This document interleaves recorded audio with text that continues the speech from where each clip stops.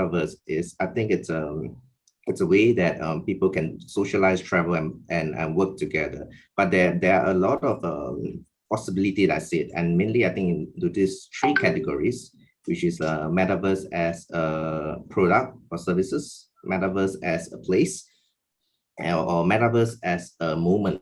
Yeah, so for metaverse as a place, you can think of like a sandbox, Decentraland. What we are trying to come out of is metaverse as a service in Monopolon. So basically, it's a place where everyone can connect with each other, like influencers, even investors, and basically venture capitalists can all come together and use each other's connection and services. Yeah, so that's what we want to plan to do. And also having buildings and lands, virtual lands, as I mentioned in my introduction, as a place where everyone can come together. Is there anything like the board game Monopoly? Yes. Is it a takeoff from that? So how does the game work?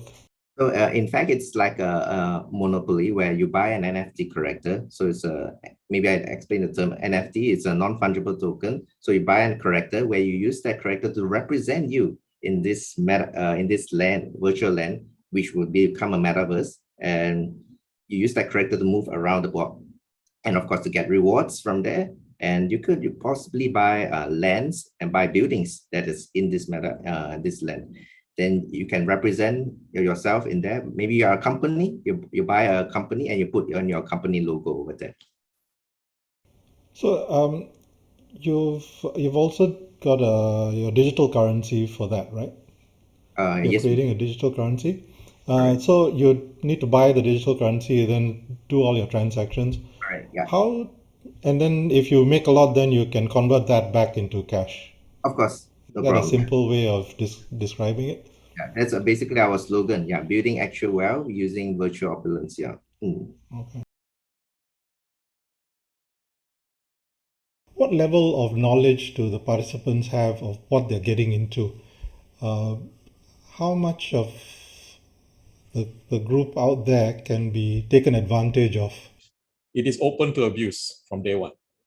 Okay, we have already seen, right? So how some of the I think the metaverse environments have had people who have been harassed and so on and so forth, right? So we are dealing with human beings at the end of the day, and if this is a pure digital manifestation of what you see in physical space, then all the problems of the physical space will find its way somehow into the digital space, whichever it might be. And it may be exaggerated in certain aspects, and maybe certain things may not be. I mean, like for example, I may not be able to punch a person in the, in a virtual environment and feel the pain, the other side feeling the pain, or my fist feeling it as I would in real life, right? So certain things may be no big deal, but certain other things may be just as bad or even worse. So the question comes back to is who would benefit from all of that? What is the benefit that we're trying to do? What are we trying to achieve from a societal perspective? Right now, I don't see anything that is useful in the short term. It may be in the longer term, but in the short term, what else can we do? Because if you want to get something like this useful for a large group of people, then every one of us should be able to participate equally.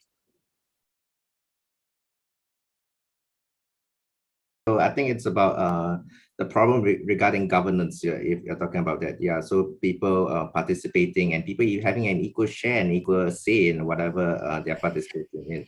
Yeah, so I think we can answer that question partially using like what Harish said in the chat, using a decentralized autonomous organization where we give power to everyone. So basically it's like a voting system where everyone votes and the majority of the votes count. So towards maybe like remove this violent action in this metaverse. So everyone votes, and if the vote go through, then these actions would be removed from the game or from the metaverse. So you're trying to introduce some form of democracy in that process.